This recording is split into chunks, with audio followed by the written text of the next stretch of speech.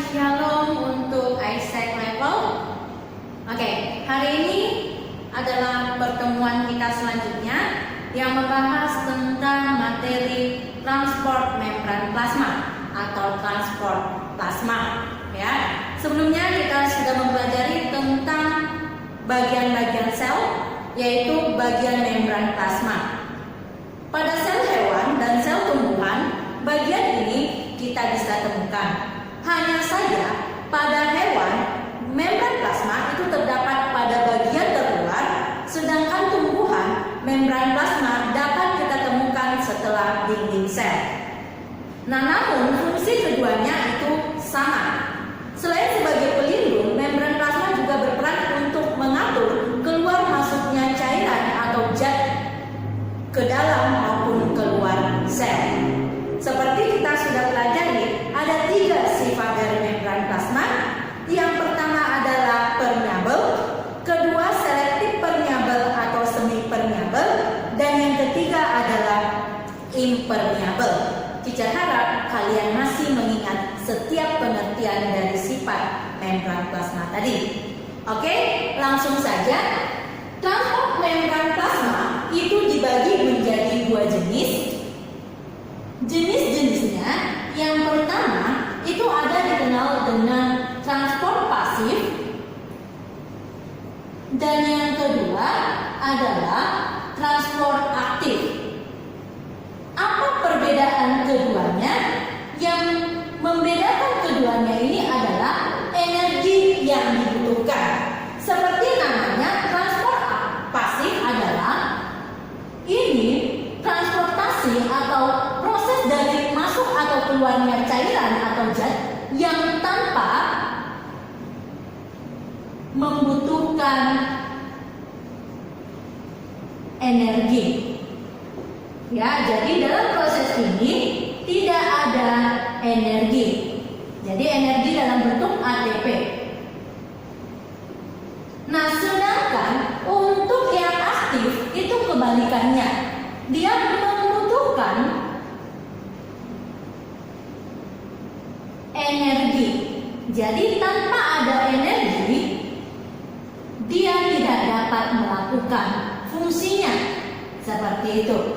Nah, kemudian untuk pasif dan aktif juga nanti akan dibagi menjadi beberapa bagian. Yang pertama adalah pasif. Ini dibagi menjadi 2. Yang pertama dikenal dengan proses transport difusi, dan yang kedua adalah osmosis. Sedangkan untuk yang aktif ini dibagi menjadi 3. Ya, untuk pembelajaran kita ini 3. Ada banyak sebenarnya. Yang pertama itu adalah pompa ion. Yang kedua itu adalah dikenal dengan clot transport. Dan yang terakhir adalah endositosis dan exositosis. Nah, apakah bagian-bagian ini? Kita akan lihat satu persatu.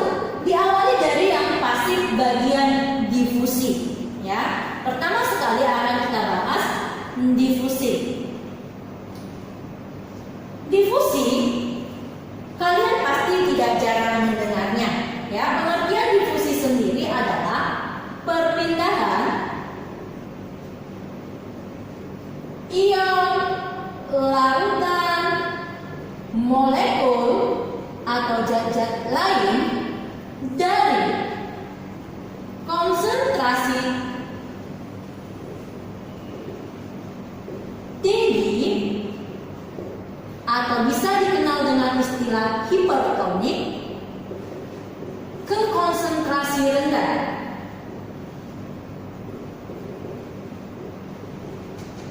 Ya, atau hipotonik. Nah, perpindahan ini ingat kembali, dia tidak membutuhkan yang namanya energi karena dia adalah proses daripada perpindahan atau transport pasif. Nah, difusi sendiri itu ada juga yang lainnya yang disebut dengan difusi dipermudah atau difusi terfasilitasi. Ya. Nah, sebelum melanjut tentang difusi terfasilitasi, contoh daripada difusi dalam kehidupan sehari-hari adalah ketika kita menyerap oksigen.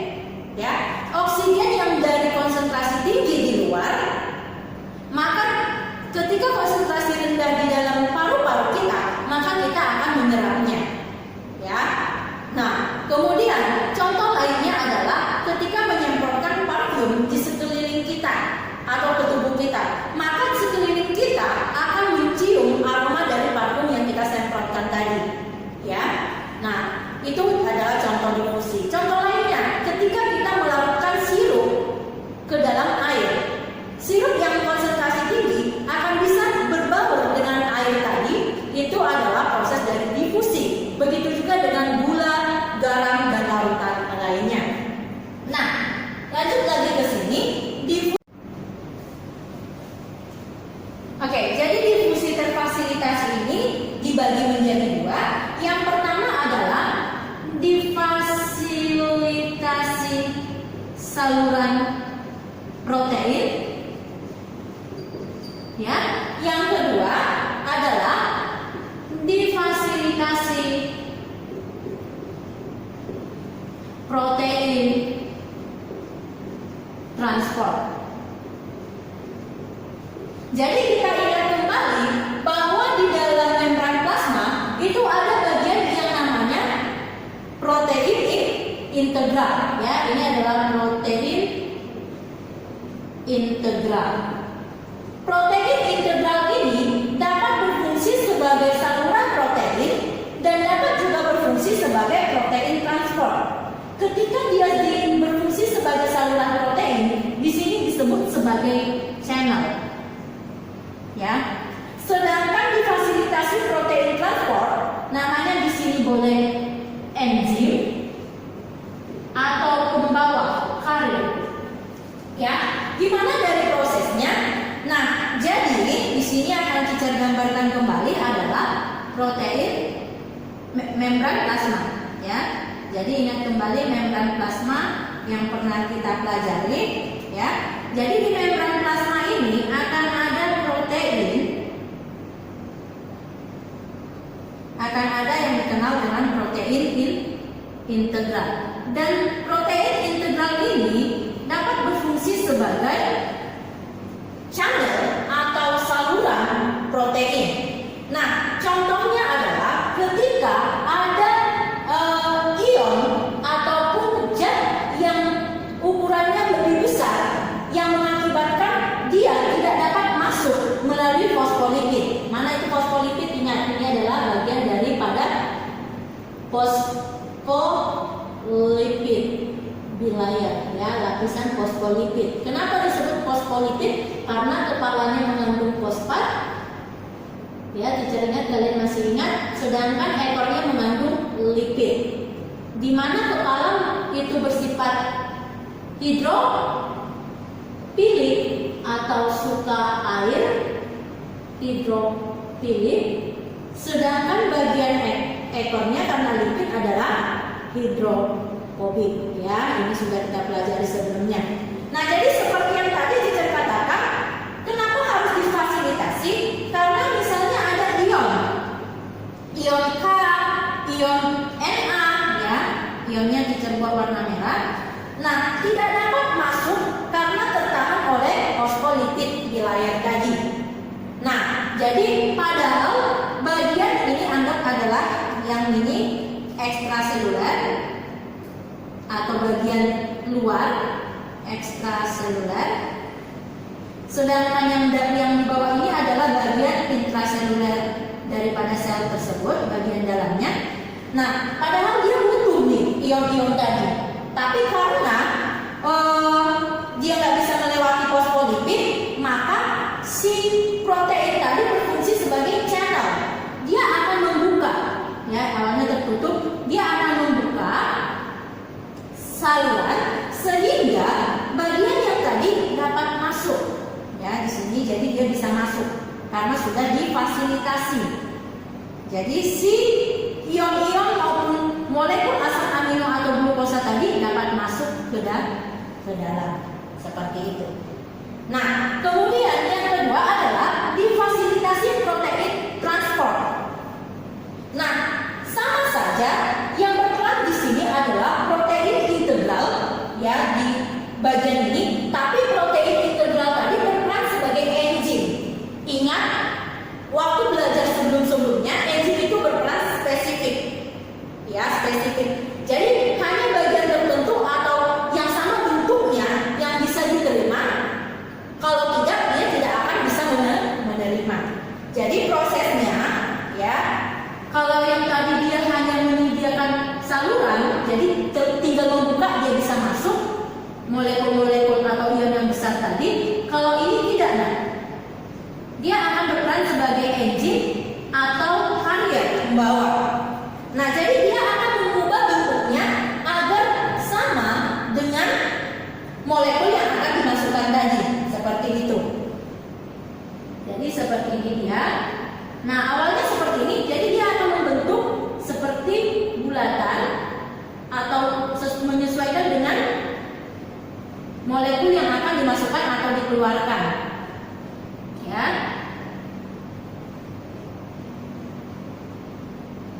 Nah, seperti ini.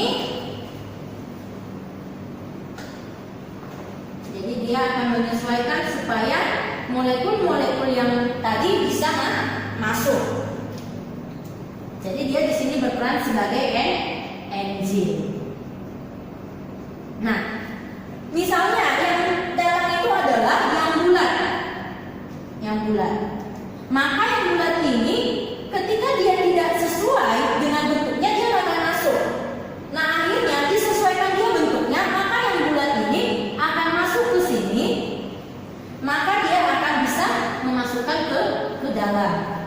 Nah, awalnya bisa dibuat seperti ini, dia akan membuka mulutnya atau seperti ini ya.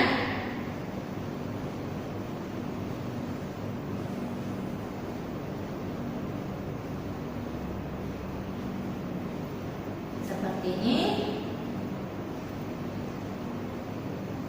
Nah, jadi dia akan masuk, yang bulat, yang disesuaikan bentuknya akan masuk. Ketika sudah masuk, maka dia akan berubah jadi seperti ini.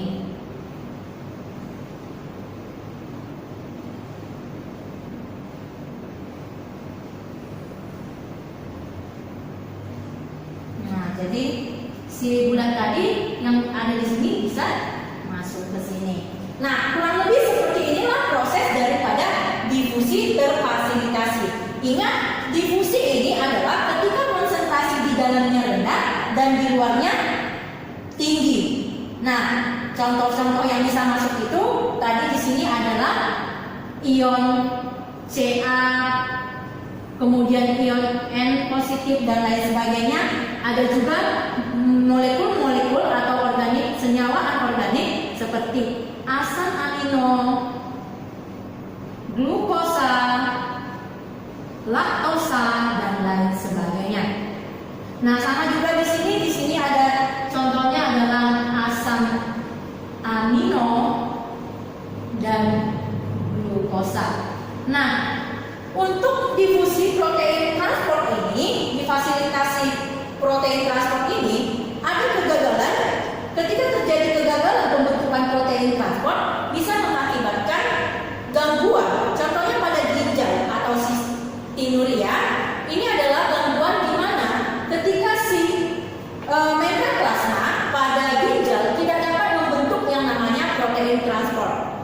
Jadi harusnya ketika tinggi asam amino ataupun glukosa di dalam ginjal, dia ingin mengeluarkan, tapi nggak bisa keluar karena protein transport tadi nggak mau membentuk. Iya, fasilitas protein transport. Akhirnya si asam amino tadi, asam amino berupa sistein tertumpuk di dalam ginjal yang mengakibatkan batu ginjal. Makanya kenapa orang bisa mengalami batu ginjal?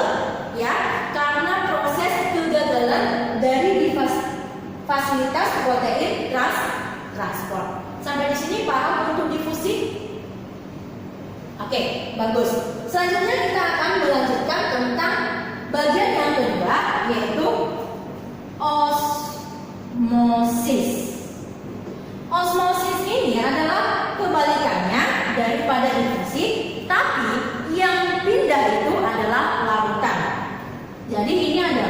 pengertiannya perpindahan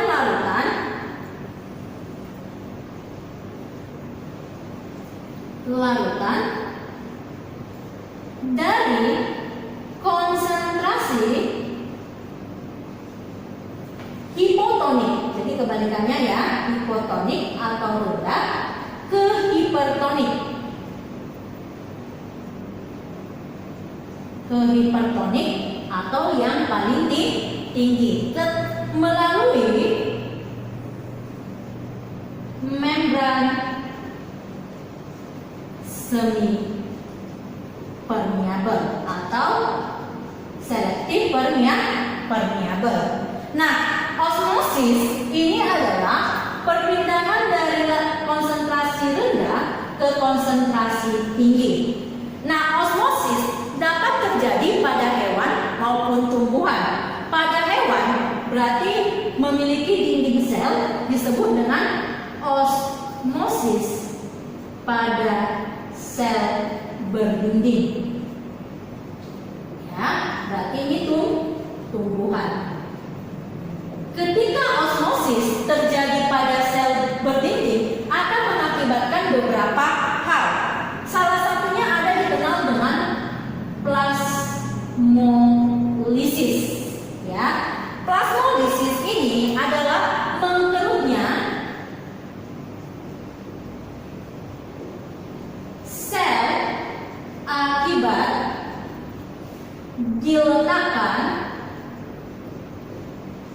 dilakukan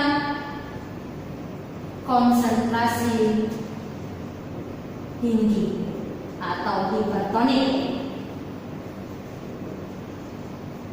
Nah, misalnya kita ambil sel, biasanya plasmolisis yang paling gampang diamati itu adalah pada sel rhodiocolor atau tumbuhan dan tawar.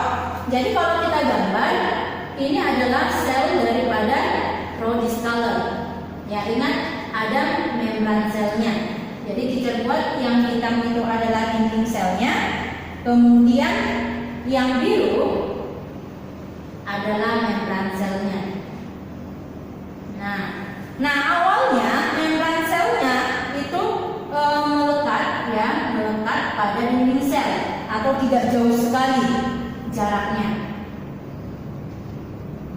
Nah, dan cairan-cairan di dalamnya pun baik. Jadi ini adalah sel normal.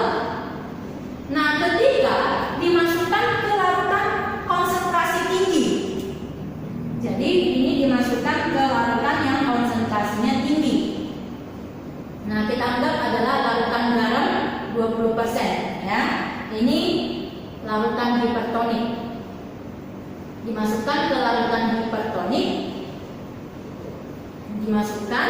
Nah, mengakibatkan cairan dari dalam, karena cairannya sekarang jadi rendah, akan keluar ya. Tadi osmosis dari rendah ke tinggi. Cairannya yang rendah akan mengakibatkan keluar, sehingga mengakibatkan membran plasmanya mengkerut. Ya, mengkerut. Nah, ini yang disebut dengan plasmolisis. Ya, teacher ulangi. Awal sel normal, kemudian dimasukkan ke larutan hipertonik, anggap saja garam 20% ya. Nah, larutan garam 20% akhirnya pasti konsentrasi di luar jauh lebih tinggi dari konsentrasi di dalam. Hal itu mengakibatkan cairan yang di dalam keluar dan mengakibatkan membran plasmanya keluar. Nah, jika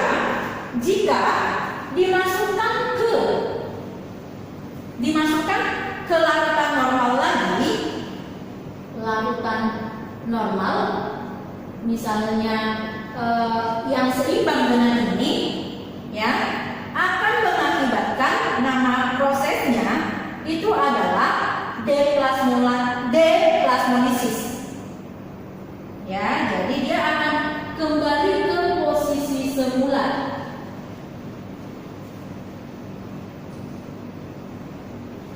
Jadi sel yang tadi sudah plasmolisis, ketika dimasukkan ke larutan setimbang lagi, seimbang seperti semula, ini akan mengalami proses deplasmolisis. Apa itu deplasmolisis, teacher? Deplasmolisis adalah kembalinya membran plasma ke posisi semula setelah mengalami plasmolisis. Jadi awalnya dia normal, dimasukkan ke larutan yang tinggi, kemudian dia akan mengalami plasmolisis atau mengkerutnya membran plasma, kemudian dimasukkan ke larutan isotonik atau yang setimbang, maka dia akan kembali lagi ke posisi semula, itu yang dikenal dengan deplasmolisis. Kembalinya membran plasma ke posisi semula setelah mengalami plasmolisis. Jadi plasmolisis dapat kembali ke posisi semula dengan nama deplasmolisis. Sampai di sini paham ya? Oke. Nah tadi setelah osmosis pada sel berdinding, sekarang kita akan masuk bagian yang kedua, yaitu osmosis pada sel tanpa dinding. Berarti ini sel hewan, sel tanpa dinding sel ya, yang pasti terdapat pada hewan. Nah, proses ini akan mengalami yang namanya suatu proses, yaitu yang dikenal dengan proses frenasi dan lisis ya.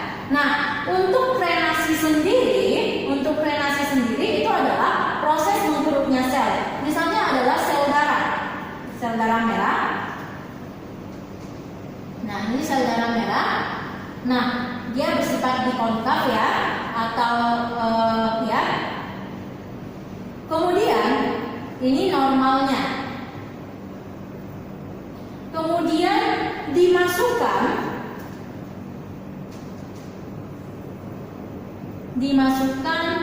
ke larutan hipertonik.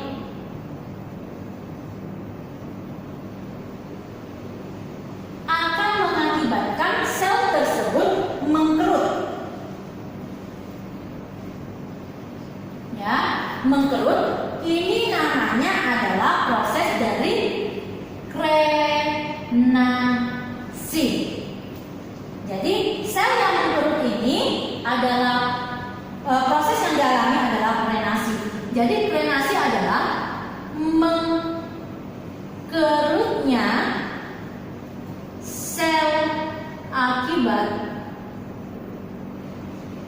dimasukkan ke larutan hipertonik ya. Jadi cairan di dalam jauh lebih rendah sehingga dia mengalami osmosis. Nah, berbeda lagi kalau misalnya ini anggap aja sel darah ya, sel darah. Nah, kemudian anggap lagi sel darah tadi yang normal tadi itu dimasukkan ke larutan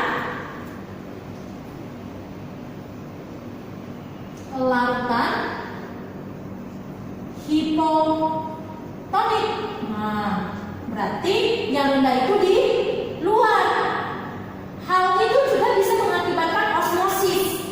Ya, osmosisnya itu mengakibatkan selnya hancur pecah atau dikenal dengan nama lisis. Jadi sel tersebut akan lisis atau pecah. Pecahnya sel karena diletakkan di larutan hipotonik. Tetap ini adalah proses dari osmosis. Jadi karena sekarang yang di luar adalah hipotonik, maka cairan tersebut masuk berlebihan mengakibatkan dia akhirnya menjadi renggang dan pecah. Begitu juga pada sel berdinding tadi juga ada dikenal turgid. Turgid itu ketika sel yang berdinding dimasukkan ke bagian yang berkonsentrasi rendah. Jadi turgid sel berdinding, lisis pada tidak berdinding, plasmolisis pada sel berdinding, frenasi pada sel tidak berdinding. Nah, ini adalah contoh daripada transportasi membran sel yang pasif. Sampai di sini sudah paham untuk yang pasif? Oke, teacher harap kamu paham. Ketika kamu tidak paham, silakan langsung tanya ke teacher atau ulangi lagi video ini atau baca bagian buku kamu, ya. Demikian pembelajaran kita untuk hari ini. Teacher harap kalian tetap jaga kondisi kalian, jaga kesehatan kalian, dan berharap untuk kedepannya kita bisa bertatap muka seperti sedia kala. Tuhan Yesus memberkati.